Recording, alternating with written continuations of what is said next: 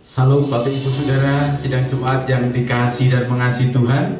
Sukacita kita bisa beribadah bersama-sama. Sekalipun ini online, tetap kita punya hati yang penuh, yang full untuk kita melekat pada Tuhan. Saudang kita bangkit berdiri, kita akan mulai ibadah kita. Pertolongan kita adalah dalam nama Tuhan yang menciptakan langit dan bumi, yang memelihara kesetiaan sampai selama-lamanya, dan yang tidak pernah meninggalkan pekerjaan tangannya. Kasih karunia dan damai sejahtera dari Bapa dan Tuhan Yesus dalam persekutuan dengan Roh Kudus menyertai kita sekalian. Amin. Silakan duduk kembali.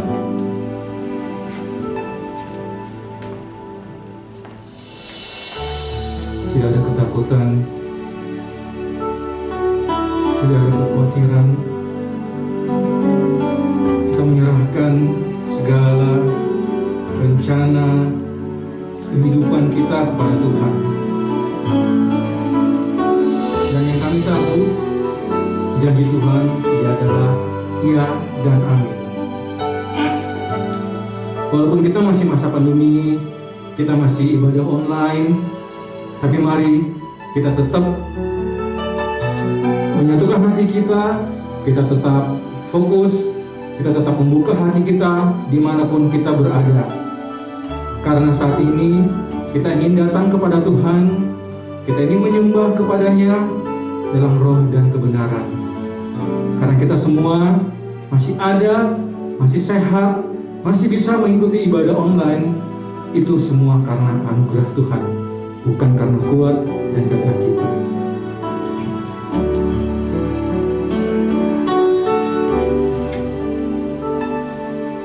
Sungguh besar setiamu, Kau nyatakan bagiku. Kau Bapa yang selalu mengerti isi hatiku. Kemuliaan-Mu Kau janjikan, aku tetap percaya.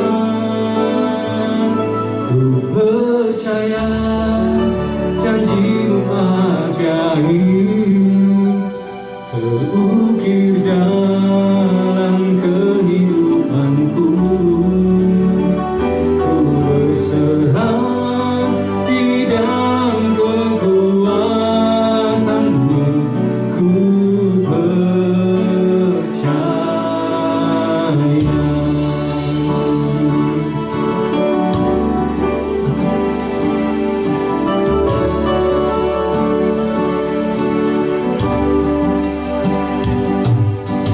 Sungguh besar setiamu,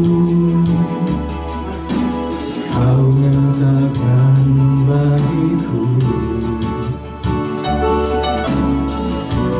Kau Bapa yang selalu mengerti isi hatiku. Kemuliaan-Mu Kau janjikan, aku tetap percaya. Ku percaya janji-Mu ajaib terukir dalam kehidupanku. Ku berserah di dalam kekuatan-Mu, hanya Kau segalanya bagiku. Ku percaya janji-Mu ajaib terukir dalam kehidupanku.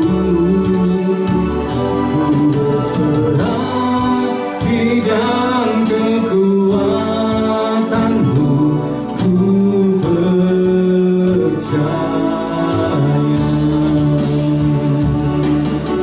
Sambil masih memuji Tuhan, mari kita naikkan, mari kita sembah Dia, mari kita ucapkan syukur kepada Dia karena penyertaannya yang luar biasa. Dan kami yakin Tuhan bahwa janji-janji-Mu Ia adalah iya dan amin. Tidak pernah Engkau mengingkari janji-Mu kepada kami Tuhan. Mari semua katakan, tak akan ku takut. Tak akan ku takut, tak akan ku gentar. Kaulah imanku, Kaulah Tuhanku. Tak akan ku ragukan kebaikan-Mu di hidupku.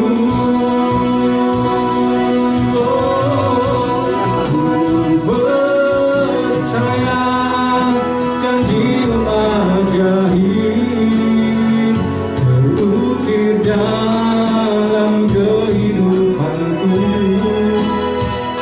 Ku berserah di dalam kekuatan-Mu,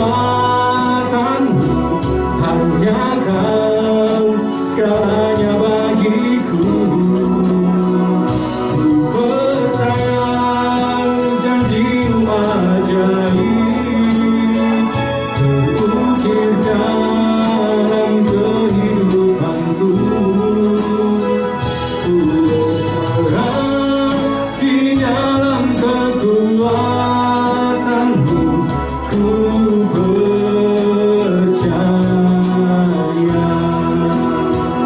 Ku berserah di dalam kekuatan-Mu, ku percaya.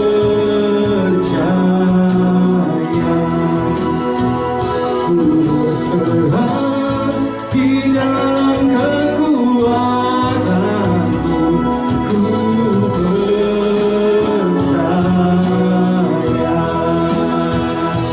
Mari kita berikan kemuliaan buat Tuhan kita.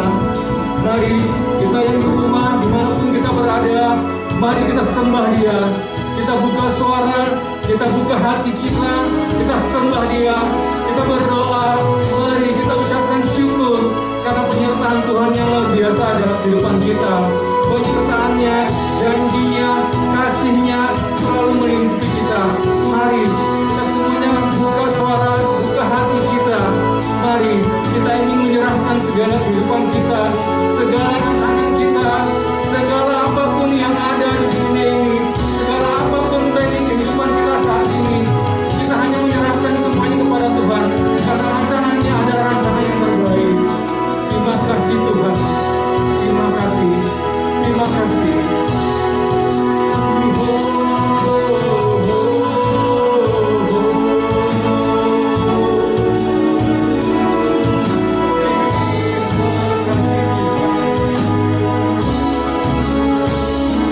Mari kita mengajak saudara-saudara kita berharap kepada Tuhan.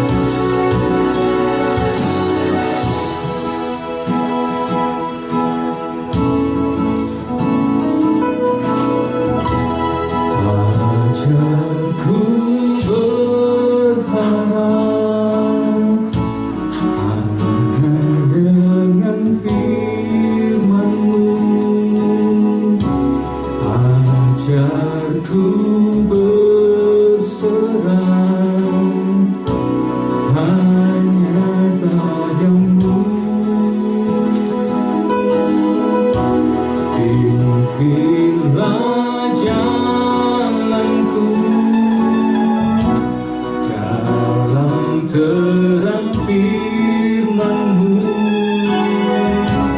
Ajarku berserah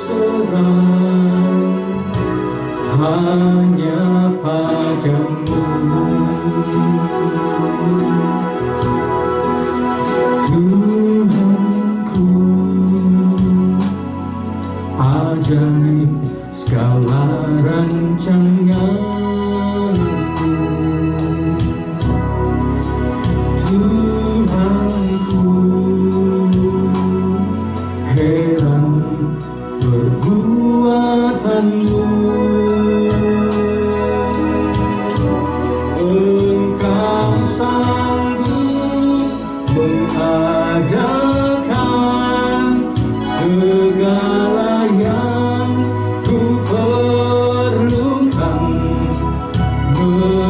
menurut kehendak-Mu, terjadilah.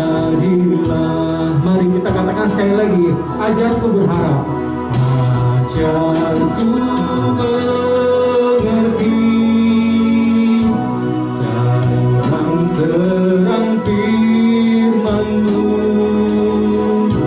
ajarku berserah hanya padamu. Pimpinlah jalanku dalam terang firman-Mu, ajarku berharap hanya padamu. Sambil musik memuji Tuhan, saya ingin bersaksi kepada kita yang ada di rumah. Sungguh pekerjaan Tuhan, sungguh kasih Tuhan luar biasa di dalam kehidupan keluarga kami. Beberapa waktu yang lalu, keluarga atau mertua dari adik saya berumur 78 tahun dan istri dari mertua istri dari adik ipar saya itu berumur 74 tahun. Mereka berdua kena COVID di Makassar. Pada saat kami mendengarkan kabar itu,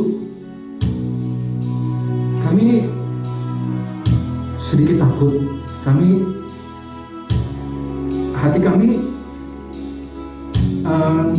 khawatir. Tapi kami semuanya sepakat, sehati, kita bawa semua dalam doa. Kita semuanya cuma berharap, kita semuanya hanya mengerti, dan kita semua hanya tahu. Dan kita hanya mengadu kepada Tuhan yang satu-satunya yang mengerti, yang mau mendengarkan, yang mau berada, yang mau membukakan telinganya selalu, kapanpun kita memanggil Dia, kita menundukkan kepala kita berlutut, Dia pasti hadir di situ dan mendengarkan doa kita. Puji Tuhan, setelah 1 minggu mereka dirawat di rumah sakit dan hasil yang keluar, mereka sembuh dan mereka negatif. Puji Tuhan, umur 78 tahun dan 74 tahun itu sembuh dari corona. Sungguh kemuliaan Tuhan dinyatakan luar biasa. Saya juga mau ceritakan satu lagi, tetangga saya yang pengidap diabetes, dia punya penyakit bawaan. Ternyata setelah didoakan dengan keluarga, didoakan, saya juga bawa dalam doa, itu ternyata juga sembuh setelah dirawat di rumah sakit kurang lebih hampir 3 minggu kalau tidak salah. Sembuh.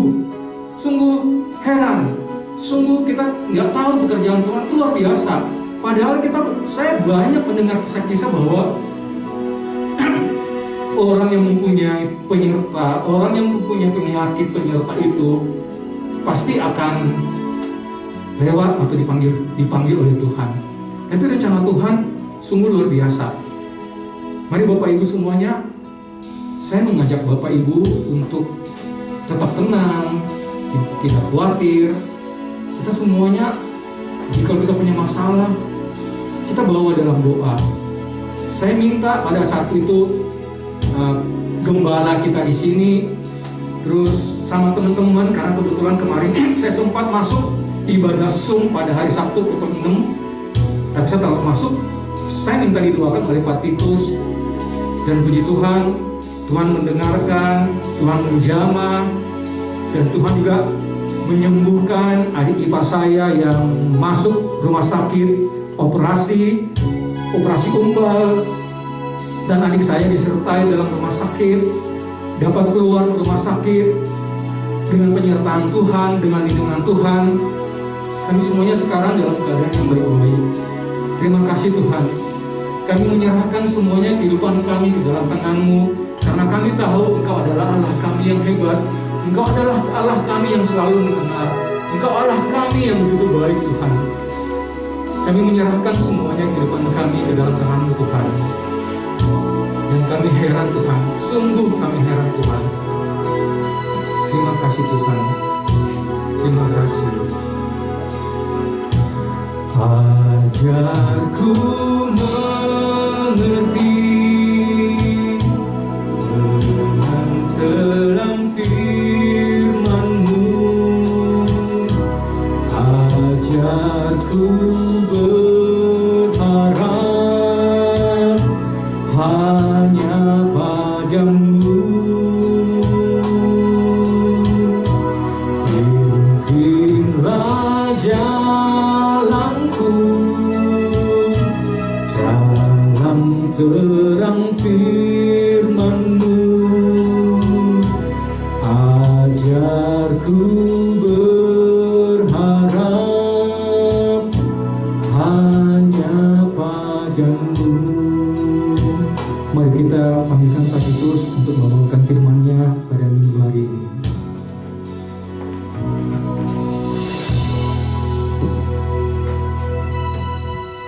Mari kita berdoa. Bapa di surga, Engkau Tuhan yang hadir dalam setiap momen hidup kami. Engkau Tuhan yang hadir dalam budaya.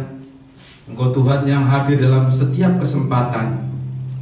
Dan hari ini Engkau yang hadir dalam hidup kami, karena kami bersekutu dalam nama Yesus Kristus. Berbicaralah kepada kami Tuhan. Kami mau mendengar dan mampukan untuk kami melakukan, sehingga kami berkenan kepada Tuhan. Terima kasih Bapa di surga. Dalam nama Yesus kami siap mendengar firman. Amin. Salam Bapak Ibu Saudara yang kasih Tuhan. Puji Tuhan, kita masuk dalam bulan kedua tahun 2021 ini, bulan Februari. Tema kita 2021 adalah perjalanan menuju kemuliaan. Untuk subtema Februari ini adalah keputusan yang menentukan. Dan untuk topik 7 Februari ini adalah keputusan Tuhan atas umatnya. Keputusan Tuhan atas umatnya, kita akan sama-sama belajar dari Keluaran pasal 3 ayat 1 sampai 10. Nanti akan ada ayat-ayat referensi dari Keluaran sebelumnya. Ayat mas kita akan ambil dari Keluaran 3 ayat 7. Dan Tuhan berfirman, Aku telah memperhatikan dengan sungguh kesengsaraan umatku di tanah Mesir, dan aku telah mendengar seruan mereka yang disebabkan oleh pengarah-pengarah mereka. Ya, aku mengetahui penderitaan mereka. Sebuah pujian mengatakan, Yesus hanya sejauh doa. Saya lebih nyaman dengan ungkapan Yesus sejauh iman. Karena dengan hati orang percaya dibenarkan, dengan mulut orang mengaku diselamatkan. Roma 10 ayat 9 dan 10. Beruntung Bapak Ibu Saudara yang kasih Tuhan, kita hidup di zaman anugerah ini.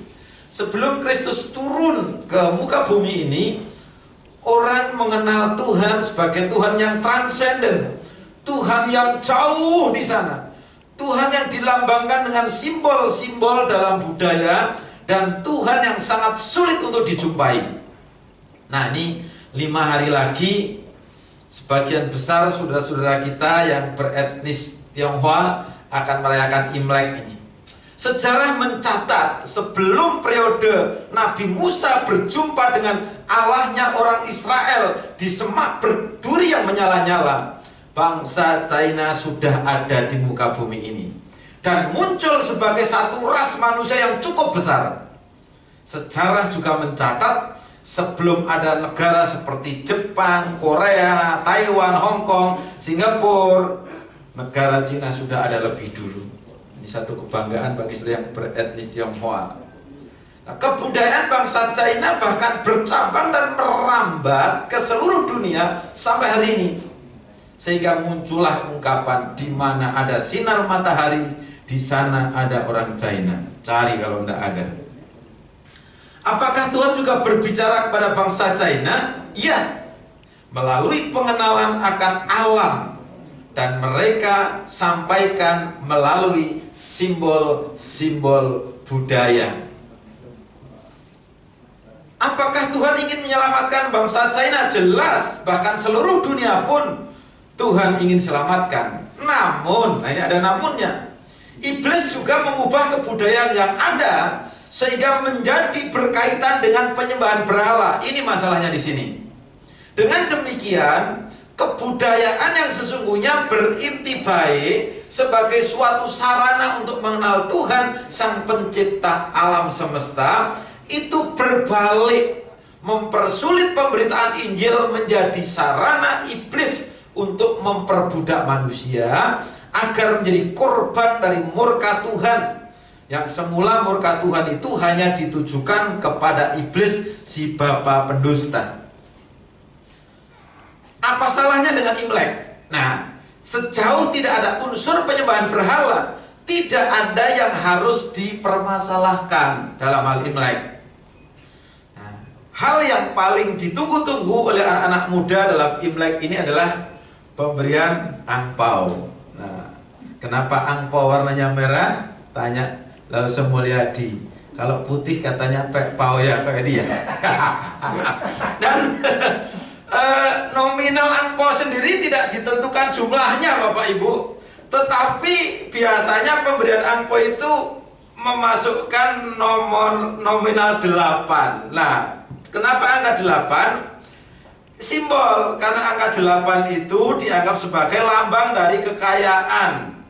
Setahu saya sih angka 8 ini nggak ada putusnya. Terus jadi doa nenek moyang kita dulu yang belum kenal kepada Tuhan Yesus, itu supaya dengan memberikan angpau ini diberikan oleh mereka yang sudah married kepada mereka yang masih bujang, sekalipun mereka udah 60 tahun, kalau masih belum married juga dikasih angpau juga.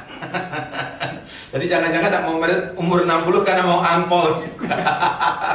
Jadi angka 8 kenapa? Ini simbol dengan harapan, ini modal loh cu, modal nak, supaya rezekimu itu tetap mengalir, tidak ada hentinya. Jadi di bangsa Yahudi pun mengenal angka-angka. Angka 1 itu ehad, 1 melambangkan ya 1 suami istri. Angka 2, angka itu semua punya makna. Jadi asal jangan ada di angka 8 itu lalu orang menciptakan ada dewa angka 8. Kemudian orang menyembah dewa angka 8. Kemudian tradisi lain yang dilakukan menjelang Imlek itu adalah bersih-bersih rumah.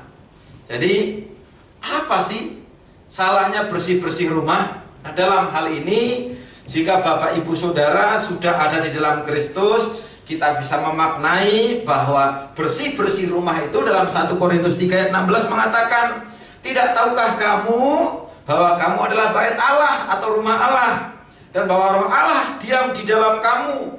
Karena itu wajib bagi setiap orang untuk membersihkan rumahnya setiap hari. Tidak ada yang salah kan dengan Imlek. Asal saja kita jangan percaya kepada dewa-dewa kemudian kita menyembahnya. Nah, itu kan peringatan bagaimana ketika selesai musim dingin ya, kemudian jadi musim gugur, kemudian mulai tumbuh-tumbuhan bertumbuh kembali, menandakan ada kehidupan. Itu kenapa kita tidak ambil satu pelajaran budaya? Ketika hati kita beku, maka tidak ada kehidupan. Tetapi ketika hati kita bersemi dengan kasih Kristus, ada kehidupan jami. Nah, Bapak Saudara kasih Tuhan, mari kita akan belajar dari perjalanan menuju kemuliaan. Kondisi bangsa Israel setelah meninggalnya Yusuf selama kurang lebih 350 tahun terakhir adalah mereka mengalami penderitaan di bawah perbudakan dari bangsa Mesir, sebuah bangsa penyembah banyak berhala, banyak dewa. Jadi selama masa itu mereka telah mengalami bukan hanya penderitaan fisik, tetapi kerohanian pun menjadi terkontaminasi, sehingga tidak heran jika mereka mulai meragukan Tuhan. Mereka berteriak dalam keputusasaan, tetapi Tuhan tidak menutup mata atas hal itu. Ia mendengar dan ia merasakan apa yang dirasakan oleh umatnya. Atas keadaan itu Tuhan memiliki gambaran masa depan yang jelas dan lebih baik bagi bangsa Israel. Ini visi Tuhan untuk Israel, yaitu Israel merdeka. Pada saat manusia belum ia ciptakan, Tuhan punya cara atau misi, itu melakukan segala sesuatu dengan bersabda. Bahasa Arab itu kun fayakun, jadi maka jadi. Tetapi sekarang Tuhan melibatkan umat ciptaannya. Namun, jadi untuk hal itu ia perlu melakukan pekerjaan kudusnya ini. Tuhan juga punya standar, harus orang yang dikuduskan juga. Jadi untuk melakukan pekerjaan Tuhan yang kudus, Tuhan perlu orang-orang yang harus dikuduskan dulu. Tuhan bukan hanya punya cara, tetapi Tuhan juga merencanakan langkah-langkah yang akan dikerjakannya. Ini yang dalam perusahaan itu disebut sebagai goal setting, langkah step by step. Jadi untuk mewujudkan kemerdekaan umatnya dari penderitaan. Hal ini penting saya sampaikan agar ketika kita mengharapkan sesuatu yang jelas dan lebih baik di masa depan, kita punya planning yang efektif dan efisien, tepat guna dan tepat waktu. Nah, berikut ini adalah isi hati Tuhan atas umatnya yang menderita. Ada keputusan Tuhan untuk menolong Israel berdasarkan Kejadian 3 ayat 7. Jadi Kejadian 3 ayat 7 tadi kita bisa melihat keputusan Tuhan untuk menolong Israel itu yang pertama, Tuhan memperhatikan kesengsaraan umatnya. Hari ini juga kalau kita menjadi umat Tuhan, Tuhan memperhatikan kesengsaraan saudara. Yang kedua, Tuhan mendengar seruan umatnya. Hari ini kita umat Tuhan dan Tuhan mendengar seruan kita. Tuhan mengetahui penderitaan umatnya. Hari ini kita umat Tuhan mengalami banyak penderitaan, banyak ancaman, dan Tuhan mengetahui penderitaan kita. Kesengsaraan Israel itu timbul karena ketakutan seorang pemimpin. Siapa sih yang ketakutan? Firaun. Ketakutan akan menimbulkan sifat dan sikap posesif. Posesif itu merasa memiliki yang berlebihan, sekalipun kadang-kala bukan miliknya, dia merasa memiliki dan kemudian dia jadi proteksionis demikian rupa. Nah, dari Keluaran 1 ayat 9 itu sebagai ayat referensi, berkatalah raja itu kepada rakyatnya, bangsa Israel itu sangat banyak dan lebih besar jumlahnya daripada kita. Ayat 10, marilah kita bertindak dengan bijaksana terhadap mereka. Kebijakan yang bagaimana yang Firaun mau ambil ini? Supaya mereka tidak bertambah banyak lagi. Di sini ada konspirasi, cepat atau lambat akan melenyapkan sebuah bangsa. Bukan hanya KB, keluarga berencana, tetapi ada konspirasi untuk membinasakan satu bangsa. Jika terjadi peperangan, jangan bersekutu nanti dengan musuh kita dan memerangi kita. Ini posesifnya di sini, ketakutan dengan rupa. Kemudian pergi dari negeri ini dengan sekutunya. Jadi sikap posesif itu yang menghasilkan keputusan blunder. Keluaran 1 ayat 11 menyebutkan, sebab itu pengawas-pengawas Rodi ditempatkan atas mereka untuk menindas mereka dengan kerja paksa, supaya mereka kurus dan mati pelan-pelan. Ini mirip yang dilakukan oleh Belanda dan Jepang waktu di Indonesia dengan kerja Rodi dan kerja Romusia. Kakek saya salah satu pekerja Romusia. Itu ceritanya kalau ada kesalahan kadang-kala hukuman mereka itu ketika menir Belanda atau Jepang itu mau lewat, itu mereka suruh tidur di jalan dan kuda berjalan di atasnya. Itu nasib mereka dalam perbudakan. Ayat 13 mengatakan, dengan kejam orang Mesir memaksa orang Israel bekerja, memahitkan hidup mereka dan kejam terhadap mereka. Ayat 16, setiap bayi laki-laki yang lahir dari bangsa Ibrani harus dibunuh. Ayat 22, setiap bayi laki-laki yang ketahuan masih hidup dilempar ke sungai Nil. Mari kita belajar hati-hati terhadap kepemilikan terhadap segala sesuatu yang melekat pada diri kita. Jika kita mengasihi segala sesuatu lebih dari mengasihi Tuhan, maka itulah berhala. Itu akan menjadi dewa bagi semua orang. Maka sikap posesif itu sangat bisa muncul demi untuk melindungi diri, seperti Firaun melindungi dirinya. Ketakutan dengan orang lain maju. Jangan melekat pada materi, bahkan pada mukjizat pun tidak boleh. Kita harus melekat hanya kepada Tuhan dan melakukan perintahnya. Hati Firaun ini persis seperti hati tukang serobot tanah. Menganggap itu miliknya, kemudian dengan segala upaya dia akan lakukan untuk dia pembebasan tanah itu. Seruan bangsa Israel atas penderitaan itu di Keluaran 2 ayat 23. Lalu sesudah itu matilah Raja Mesir, tetapi orang Israel masih mengeluh karena perbudakan, dan mereka berseru-seru minta tolong karena perbudakan itu sampai kepada Allah. Jadi dia berseru-seru dan seruannya sampai kepada Allah. Ayat 24. Allah mendengar mereka mengerang, lalu ia mengingat kepada perjanjiannya dengan Abraham, Ishak dan Yakub. Tuhan tahu penderitaan mereka. Ayat 25 mengatakan, maka Allah melihat orang Israel itu dan Allah memperhatikan mereka. Allah melihat orang Israel itu dan Allah memperhatikan mereka. Sampai di sini kita tahu bahwa Allah Israel, Hashem, itu adalah Allah yang mendengar. Jadi Hashem itu sebutan untuk Allahnya orang Israel. Jadi orang Israel kalau lihat tulisan tetragram YHWH karena kudus, maka mereka tidak berani membaca itu. Tapi ketika melihat 4 huruf itu, mereka selalu akan katakan Hashem. Allah yang melihat dan Allah yang memperhatikan, juga Allah yang mendengar.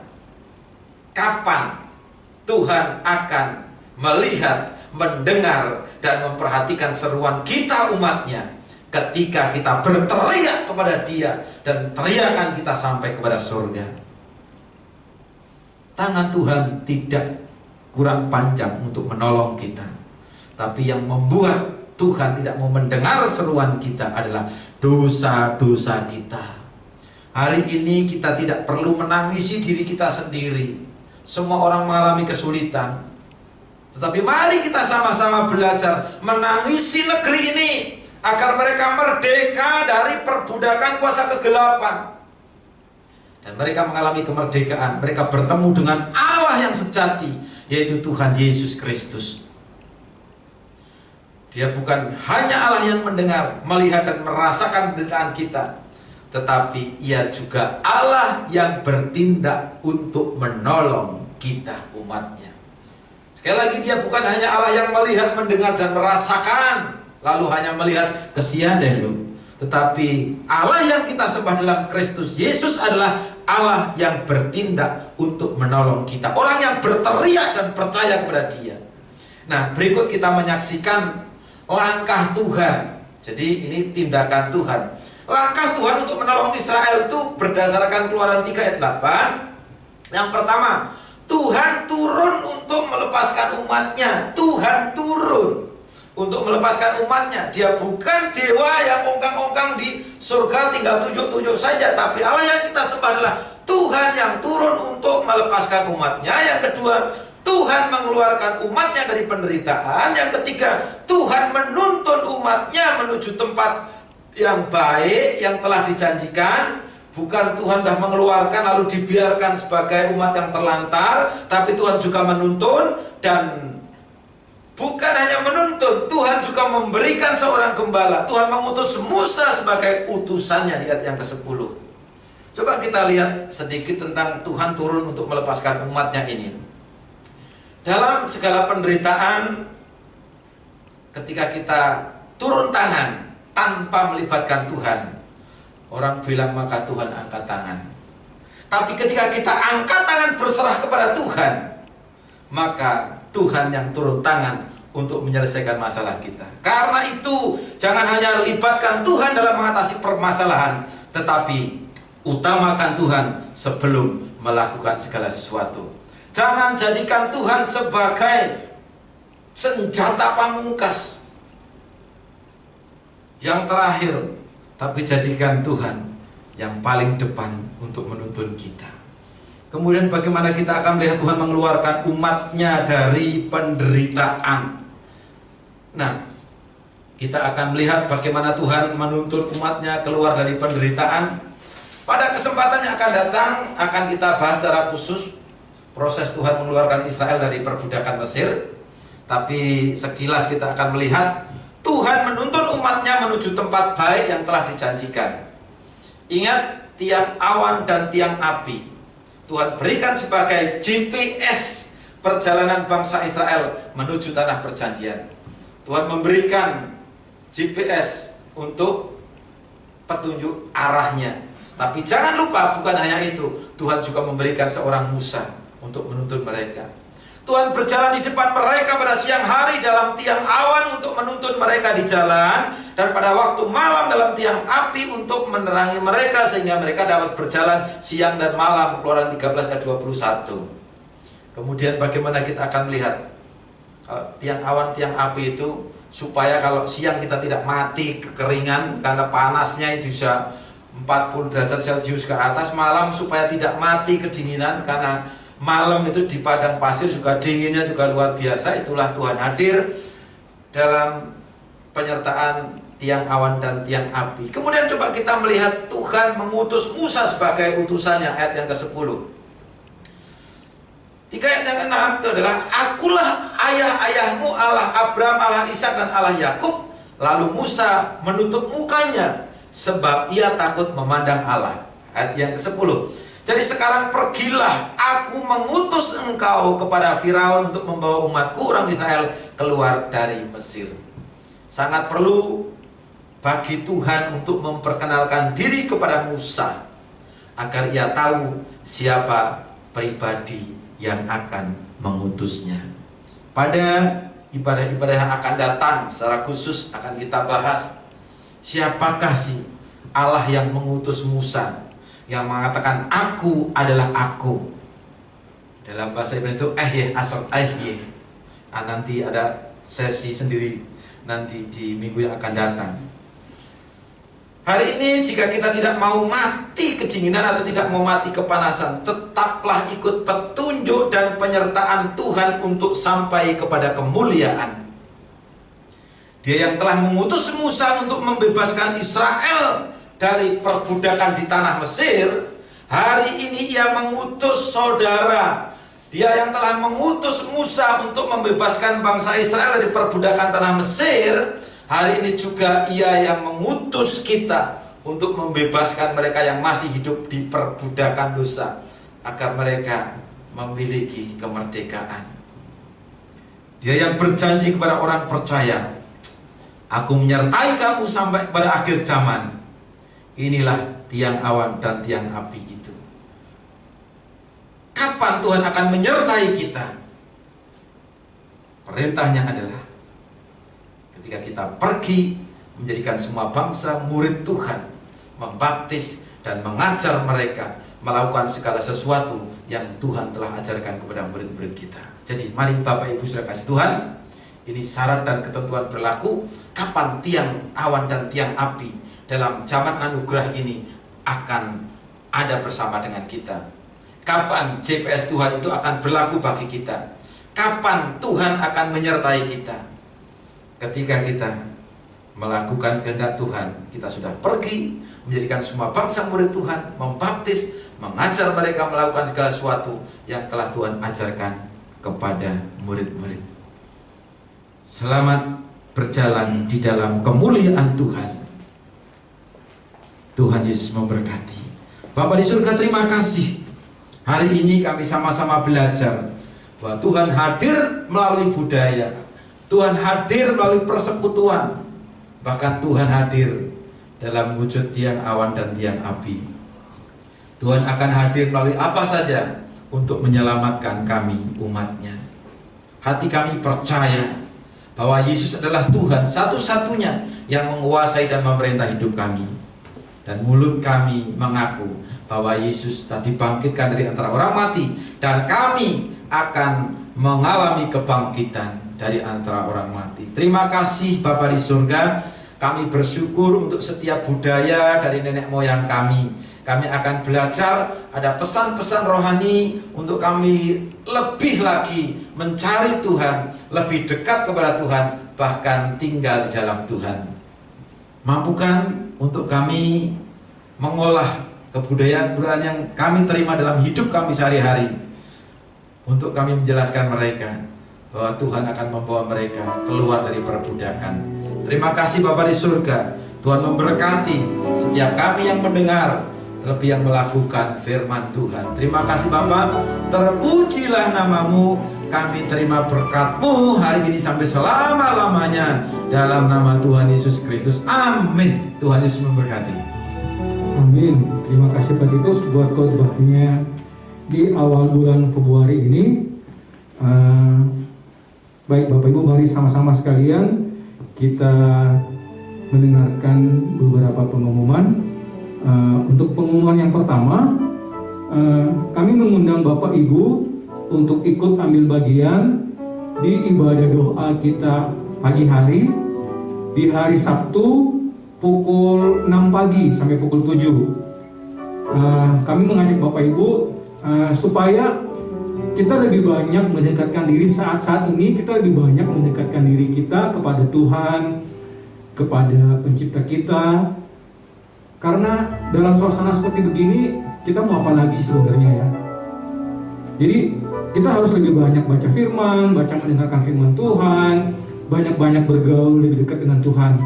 Jadi mari kita ngajak Bapak Ibu, karena saya udah 2 kali setelah dibuka ibadah pagi hari Sabtu, saya baru mengambil bagian baru 2 kali. Tapi di sana saya bisa mendapat kekuatan doa dari tim doa yang ada di sana, dari Pak Titus, Pak Yusak, Ibu Lisa, Ibu Yohana, ada Pak Daud juga di situ, dan ada Ibu Melani. Mari saya ngajak Bapak Ibu semuanya, saudara-saudari sekalian, untuk mengambil bagian pada ibadah Zoom kita pada hari Sabtu pukul 6 pagi sampai pukul 7. Biasanya password dan passwordnya diberikan pada hari Jumat malam oleh Ibu Lisa atau siapapun nanti yang berikan nanti. Pengumuman yang kedua, saya masih tetap mengajak Bapak Ibu untuk bisa mengirimkan kesaksian-kesaksian untuk menguatkan diri kita semua masing-masing kepada tim yang ada di sini. Mungkin Bapak bisa menghubungi Saudara Mulyadi atau bisa menghubungi saya untuk mengirimkan video kesaksian Bapak Ibu. Bapak Ibu nggak perlu hadir di gereja untuk bersaksi. Bapak Ibu cukup merekam di handphone, dan Bapak Ibu, saudara-saudara sekalian bisa mengirim kesaksian Bapak Ibu kepada Saudara Mulyadi atau kepada saya, atau kepada siapa saja, Pak Titus bisa, Pak Yusak juga bisa, siapapun anggota dari gereja ini. Yang ketiga, karena kita punya ibadah masih ibadah online, kita berharap Bapak Ibu bisa memberikan kolektor melalui transfer di rekening BCA atas nama Gia GLS, nomor rekeningnya 4133 989989. Baik, demikian pengumuman pada minggu hari ini. Mari kita mengundang Pak Titus untuk menutup ibadah kita pada minggu pertama di bulan Februari. Semoga Pak Titus dipakai terus ya Pak, untuk kemuliaan Tuhan. Haleluya. Tuhan. Sukacita biarlah berkat Tuhan mengalir atas kita semua. Jangan lupa ketika Sinja nanti jadilah saksi untuk membawa orang-orang dekat kepada Tuhan. Amin. Itu kalau berkatnya mau jadi angka 8. Mari kita akan akhiri ibadah kita. Saya undang kita semua bangkit berdiri, kita mengucap syukur kepada Tuhan. Bapa di surga, tak henti-hentinya kami mengucap syukur atas penyertaan Tuhan. Kami bersyukur, kami adalah orang yang beruntung karena hidup di zaman anugerah. Ketika orang-orang mereka mencari Tuhan dan mereka mendapatkan begitu susah, bahkan belum tentu mereka mendapatkan Tuhan yang benar, tetapi justru Tuhanlah yang mencari kami. Tuhanlah yang menemukan kami, orang yang terhilang ini. Dan bahkan Yesus yang kami sembah bukan Allah yang transenden, bukan Allah yang jauh di sana, tapi Engkau Tuhan yang di surga, yang turun ke dunia melepaskan kami dari belenggu dosa. Dan Tuhan memberikan Roh Kudus kepada kami untuk kami menjalani hidup ini. Terima kasih Tuhan Yesus, ajar kami terus mengucap syukur agar kami dilayakkan untuk menerima kemuliaan-Mu. Layakkan kami menerima berkat-Mu. Kami buka hati kami, kami angkat tangan kami. Mari Tuhan berkenan untuk memberkati jemaat Tuhan. Mari Bapak Ibu Saudara, kita angkat tangan kita untuk kita menerima berkat-Nya. Tuhan memberkatimu dan Tuhan melindungimu. Tuhan menyinarimu dengan wajah-Nya dan Tuhan memberikanmu kasih karunia. Tuhan menghadapkan wajah-Nya kepadamu dan Tuhan memberikanmu damai sejahtera. Terimalah berkat-Nya dengan rasa hormat dan ucapan syukur. Dalam nama Bapa, Putra, dan Roh Kudus. Dalam nama Tuhan Yesus Kristus. Amin.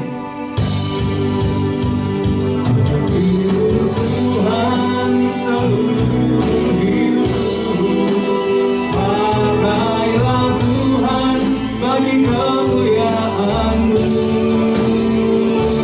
genapi seluruh rencana-Mu, sampai bumi penuh kemuliaan-Mu, sampai bumi penuh kemuliaan-Mu.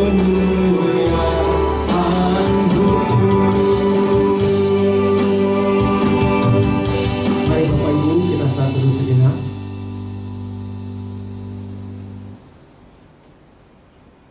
Amin. Selamat hari Minggu. Tuhan berkati seluruh kegiatan Bapak Ibu semuanya. Amin.